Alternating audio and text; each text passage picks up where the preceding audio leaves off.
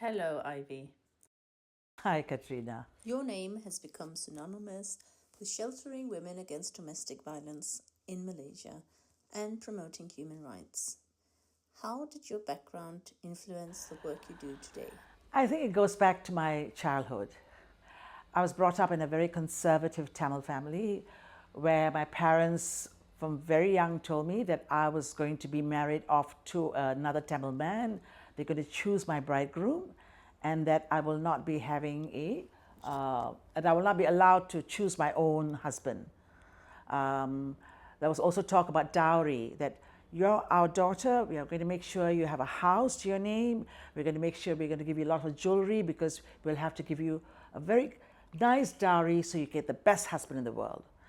So I started questioning this. Why is it that I'm buying a husband? I used to tell my mother, hey, that doesn't mean like he's a prostitute. I'm buying him for his services. And my mother used to be so annoyed. See, but at the same time, my parents always encouraged me to read, to ask questions, right? They would give me books to read, Reader's Digest, where I read about, university protests, young people, asking for their rights. I read Enid Blyton, I read Mills and Boons. So I had very romantic notions of, I have to fall in love, right? So I had all these questions about my destiny, and especially who am I going to get married to? At the same time, I lived in a neighborhood which was I lived in a lower class neighborhood where we were living in these flats, and the walls were quite thin, so we could hear our neighbors. Almost every night, my neighbor's wife will be beaten. So we could hear her cry, Atan, Atan. Atan means husband. Stop beating me. And we all sort of kept quiet. I think one day my mother decided, no. She turned on all the lights. She went to the kitchen, so I also woke up and went into the kitchen. She started dropping pots and pans.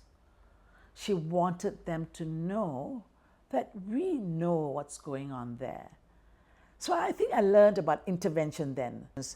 And then when I went to university, and mind you, in university we didn't have gender studies then. I didn't know anything about equal rights, gender discrimination. It's when I was asked to volunteer at Women's Aid Organization. Women's Aid Organization just opened up that in 1982. I had just graduated, and my friend Ambiga, who was a lawyer, who was going to volunteer at Women's Aid. So a group of us went to the first meeting at Women's Aid Organization. It was only open like maybe 2 or 3 months, and I went to the shelter. And that first meeting, like about 15 women, in the living room at the shelter. There were women who were battered. There were women who had faced discrimination. Everybody talking at the same time. And then I heard the word feminism for the first time. There was no turning back after that. Sometimes us Western feminists worry that we're imposing our own agenda onto the rest of the world. I do not see feminism, first of all, as a Western agenda. Feminism is a narrative, it's a way of thinking, it's a philosophy, it is a form of activism. I mean, the woman sitting in Malaysia or sitting in India or Nepal or Pakistan or Indonesia who feels that something is wrong here, I'm not being treated right, she's a feminist. So, yes, somebody gave the name feminism, but you can call it women's liberation, you can say it's a fight for justice. Let's say it's a fight for justice. Women feeling that we must get just treatment.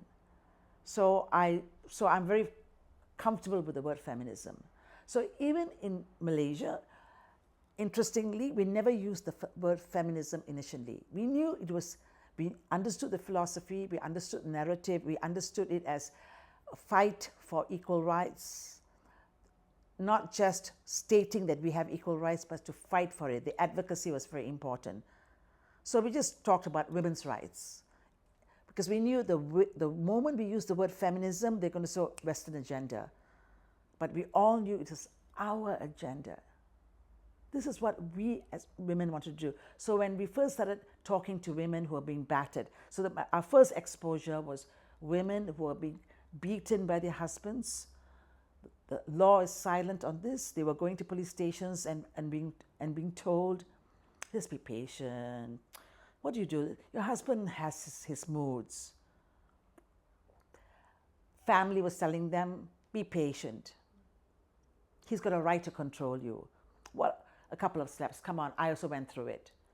So all of this, the first exposure to something is wrong when it comes to women's rights in Malaysia, our first exposure was to domestic violence. And of course, then the stories started coming out. It's not just domestic violence, it was also sexual harassment, it was also rape. So violence against women became our focus in the early days of the women's movement in Malaysia. This will be in the 80s. So when Women's Aid Organization, because it had opened a shelter, we had real life stories. We had, the stories of the women who wanted to share it with us. Of course, they remain anonymous, but at the same time wanted the world to know that this was happening to them. We used those stories to start fighting for laws. And we realized that there is no law in this country to protect you from domestic violence. So the first joint action group against violence against women was to look at the different forms of violence, rape, sexual harassment, domestic violence, and to recommend laws. And I remember even the image of our poster was of a wayang kulit. A wayang kulit is shadow play, right? It's a figure where the wayang kulit, the figure of that doll, had his head broken to say that the wayang kulit is broken, our culture is broken. So yeah, the Malaysian feminists didn't dare use the word feminism in the beginning, but now we use the word feminist quite freely. That's quite clever, because I guess by focusing on women's rights instead of feminism as such, you avoided the whole anti-men rhetoric. Oh, definitely, yeah. Focus on the women. I mean, one of my favorite stories from way back then was when I started talking to my friends, at dinner parties, and was saying, you know what, I've started volunteering for Women's Aid Organization. We were called the pioneer volunteers because we were there from the very beginning, right? And we have a shelter, where women who are being beaten up by their husbands, they can seek shelter, they run away from their husbands. And then people were saying, oh, come on, Ivy, Malaysian men do not beat their wives. This must be, must be a one-off thing. Because we have culture, we have religion. And, your shelter is going to close down. 40 years later, we're still here, right? So the way we promoted it was, women have a right to be safe. Women have a right to be protected from violence. And yes, men are the aggressors. Men are the perpetrators. So we were very clear from the very beginning, we're not anti-men, we're anti-violent men. So this was very, it wasn't filtered, but we were very clear. We wanted to make sure that this didn't come out sounding as what we want to do is put all men in jail, right? Because of course it's threatening, right? When you have women talking about rights in the family, we are a very traditional society. We're still a traditional society where the man is the patriarch. The man must be in control of everything. He has to make all the decisions. So we are breaking down all those narratives, right? So we are not very popular at the beginning, but we were a very tight group of friends. I mean, this is the other thing about feminism and the women's movement in Malaysia, or for that matter, globally. When we put 10 women in a room, you're creating movements. When you put women there and we're sharing stories, almost every woman will tell a story, will share a story of how she has been violated. Not necessarily beaten, but mentally harassed, fondled, touched. And the question always remains hanging in the air. Oh my God, who are these men? It's not all men, right? But too many men. Have you found that some internalize it as a shame instead of getting angry?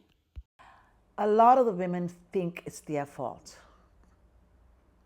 It's like, oh, I must be doing something wrong for my husband to beat you.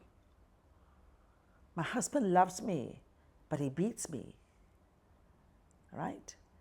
And so the internal shame is like, I'm not making my marriage a success. I'm a failure.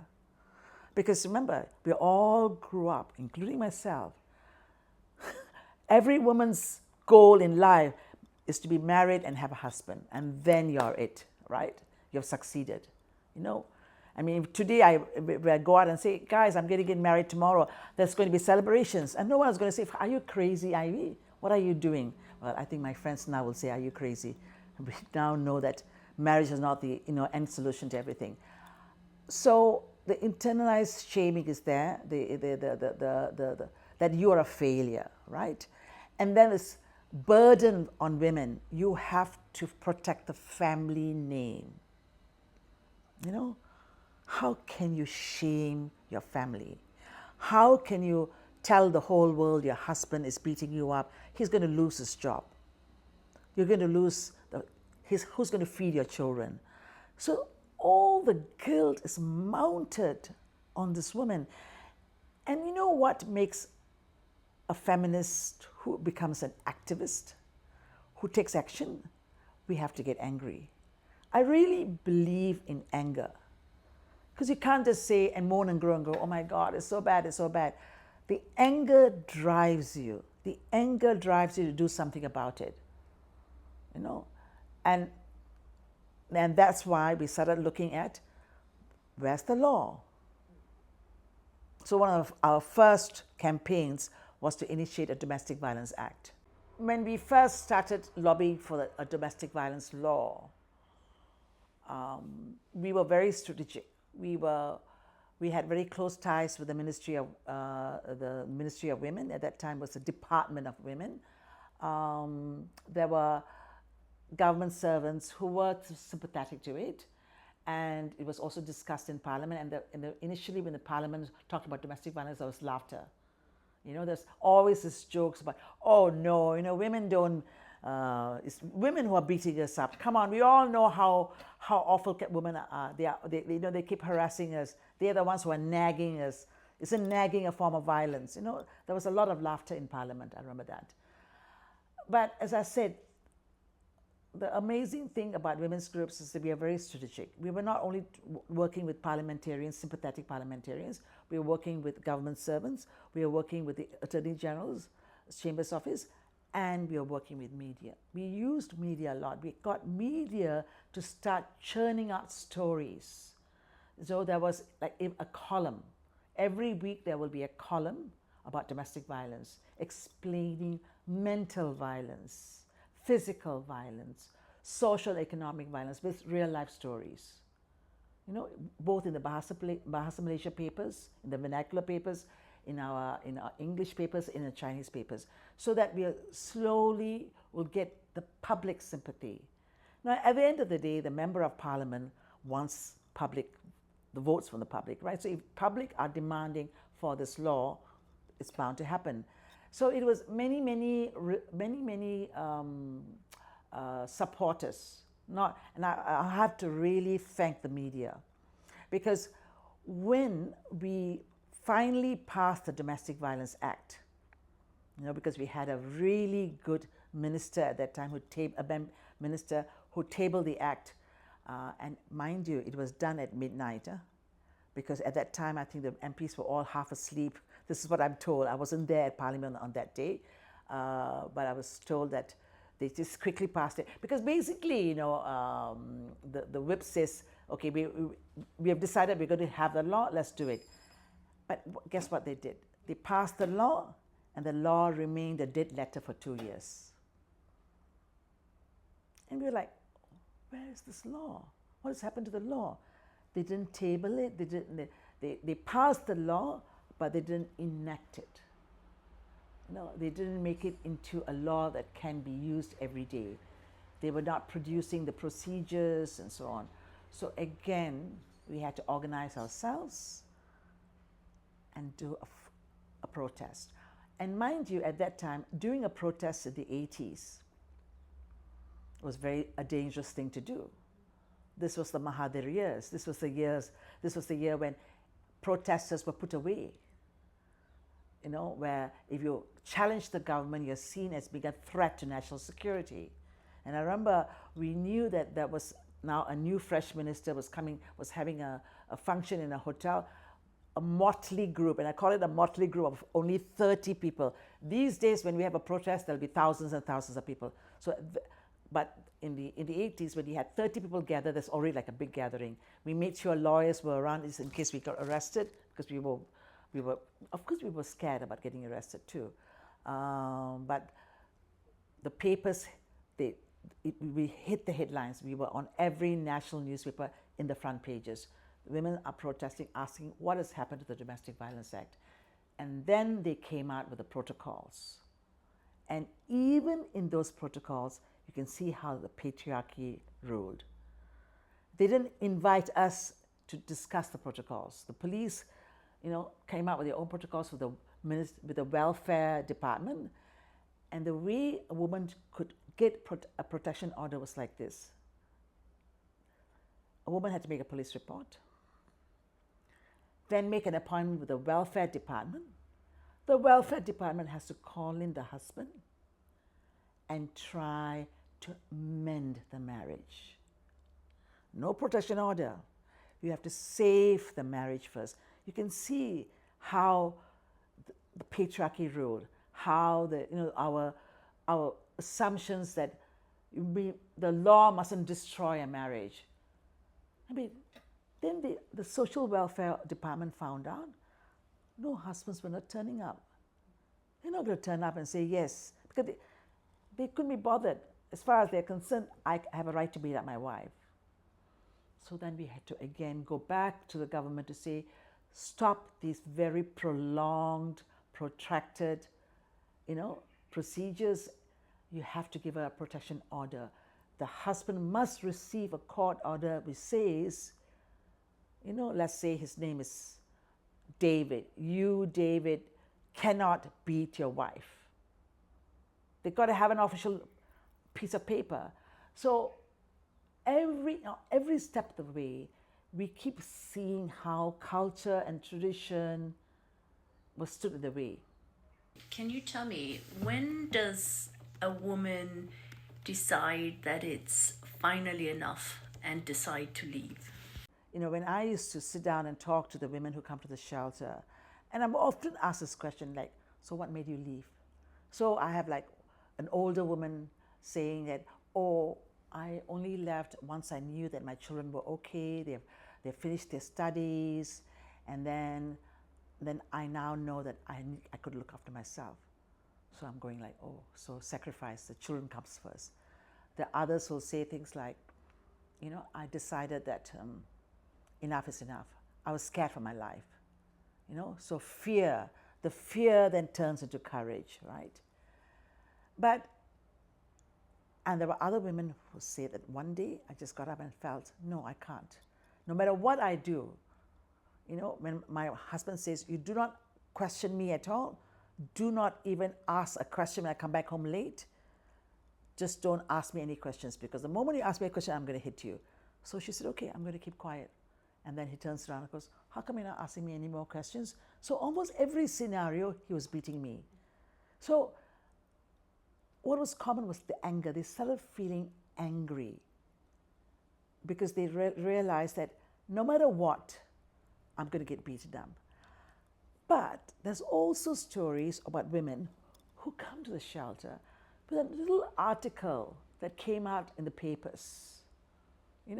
Something I had said, something that a WAO social worker had said. They've cut it out, wrapped up with a phone number, and they've kept it.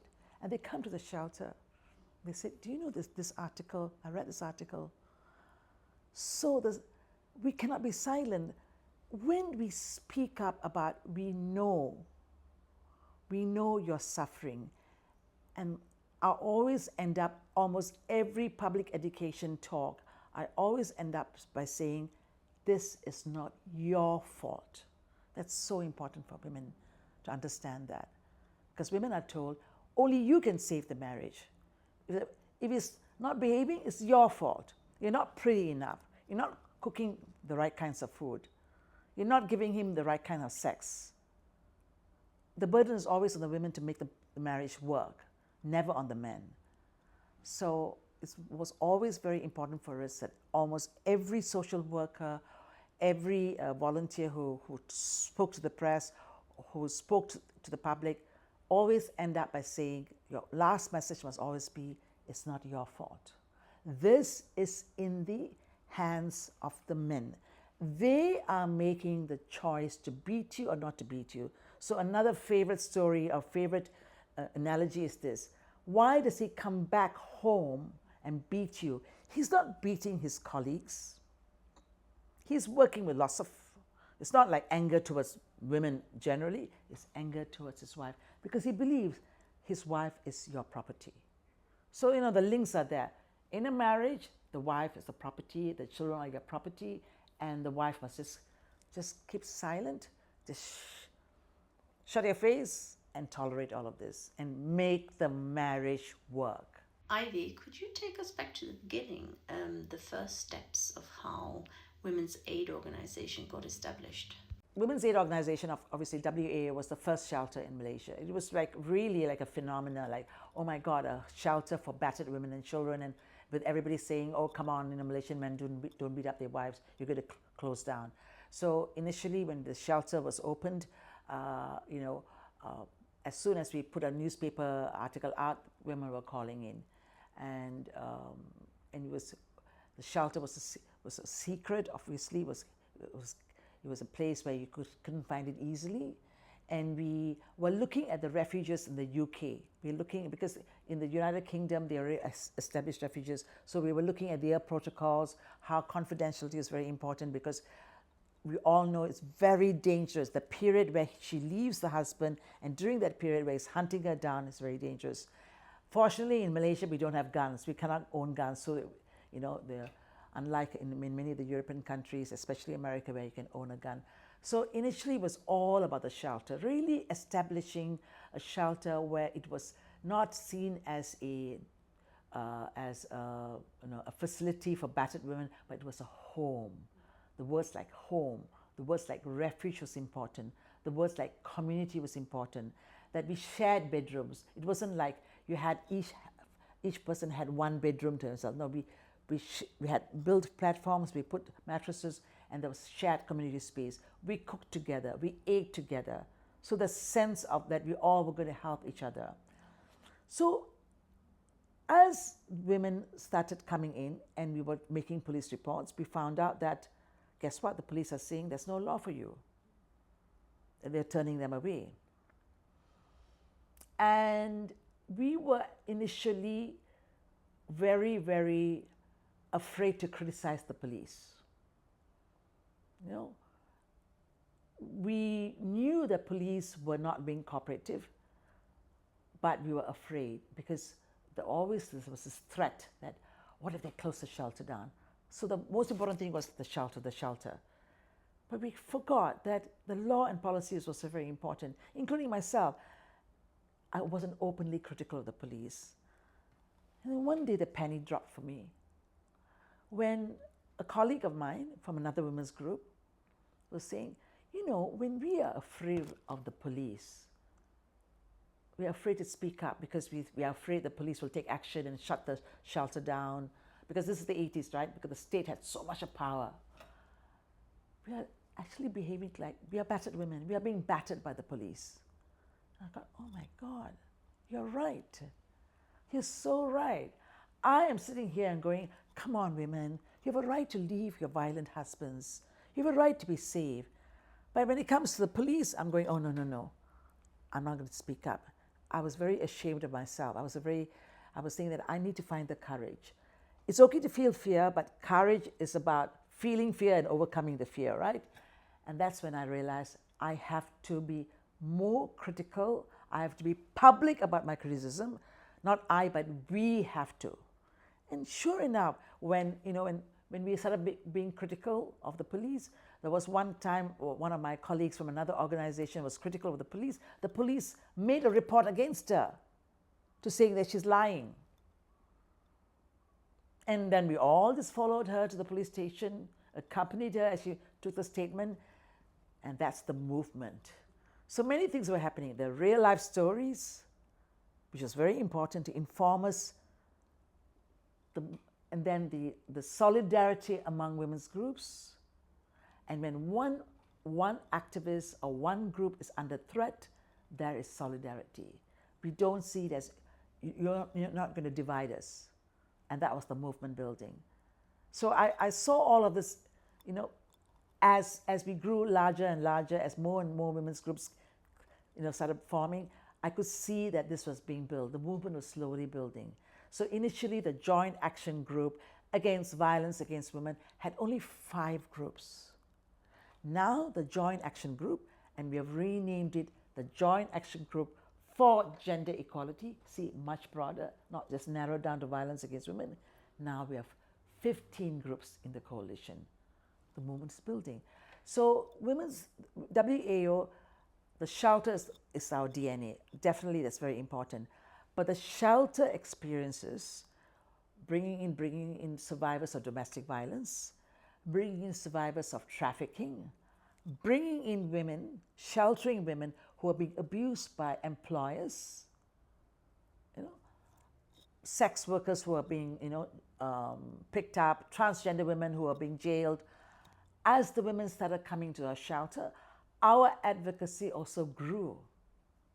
Our advocacy grew because we knew can't only be looking at Domestic Violence Act, we need to look at the Gender Equality Act. So one of our proudest moments in Women's Aid Organization was to be able to make sure that gender equality is recognized in the highest law of the land, which is the Constitution. And tell me, why is it so important to get the laws in place as well as the shelters? So the shelter opened in 1982. So 82, 83, 84, we were getting experience. And we were coming back, and we used to have study group sessions, volunteer meetings, members meeting, and we were telling the stories about how the social workers were being blocked by the police. The police were not cooperating. And that's when somebody came up with the idea that we need to come up with a law.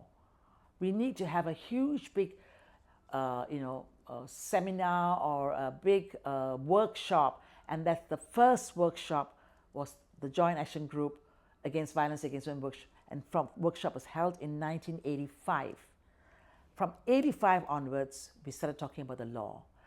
But the law was only possible because of our experiences, of the life stories, of the lived realities of the women of the shelter. So shelter experiences inspired us to say we need a law. So that was the link, right? So then from 1985 onwards, WAO was not just sheltering and giving refuge and doing social work. We were creating advocacy spaces. And has the work of your organization ever influenced the government in any way? I think with Women's Aid Organization, we knew that the government may not be a listening government. Yes, sometimes they listened, sometimes they did not. But one of the things that was really very clear to us was that our vote doesn't seem to count, and that we had one ruling party for many, many, many years. And we knew that the opposition party, there were some really good candidates. We knew that their parties had more liberal, more human rights kind of policies, and we just wanted to make sure that our vote counted. So there was a movement that began in Malaysia, an electoral reform movement, a movement called Bersih, and which is a wonderful word. Bersih means clean, because we knew our election campaigns were dirty. We were not, opposition groups couldn't even get a story in the newspapers. They would not print stories because the government will say, no, you cannot highlight our opposition figures. We couldn't go into certain areas to canvass for votes because they would not allow us to go there. So we wanted electoral reform, especially representation, freedom of the media. And so when this movement started, guess what? It was led by women. Women who came from the women's movement. So Ambika Srinivasan, remember the woman who introduced me to Women's Aid Organization was leading this woman, who was also a member of WAO. Maria Chin was leading the movement, and she was heading another women's group. So our women leaders were leading electoral reform, so it became quite natural for us to obviously be part of this electoral reform. So the organization organized the Borosay Tribunal. Remember, we had some experience in tribunals, so we had a Borosay Tribunal. Most importantly, we learned how to organize and protest. So first, it was just maybe 20,000 people. Borosay 1 was 20,000 people. Then it became bigger. By the time Borosay 5 came, there were hundreds and thousands of people on the streets asking for reform, of electoral reform. And the organization and members and civil society were very much part of this. So we all learned how to march on the streets, wear yellow t-shirts, confronted by the police. There was one time, I think it was Borosay 3, where we were on the ground. The police stopped us and said, you cannot march anymore. Through all the different protests, there were 5 major protests. One of the protests where we amassed hundreds and thousands of people on the ground, the police tried to stop us. They stopped us by by shooting water cannons. They threw noxious gases that tears up your eyes. So we were getting used to all of that. So we were getting used to running away from the police. And what it did was, it was ordinary Malaysian citizens. They were not activists as such. They were ordinary Malaysian citizens who dared to go down to the street and say, we want a different type of government. We want a more democratic government, right? And so I'm very proud to say that WAO played a very important role, together with other women's groups, of course, but because I worked closely with the organizers. By the time Borosay 5 came, the leaders were arrested. So when the leaders were arrested and put away, then the second level people, the people like me were the second level, we had to lead the march and the protest. So I think Malaysians now realize, civil society especially, that we can bring about change. All of that has shown us that change is possible. We managed to change a ruling party that was ruling us for 60 years. Can you imagine what an exhilarating experience that is, right? So I think we have been able to get a Malaysian people's movement in place. And I think the ruling government right now knows that if they do not deliver, Malaysians can organize themselves. And WAO and women's groups played a very important role in building up that Malaysian movement.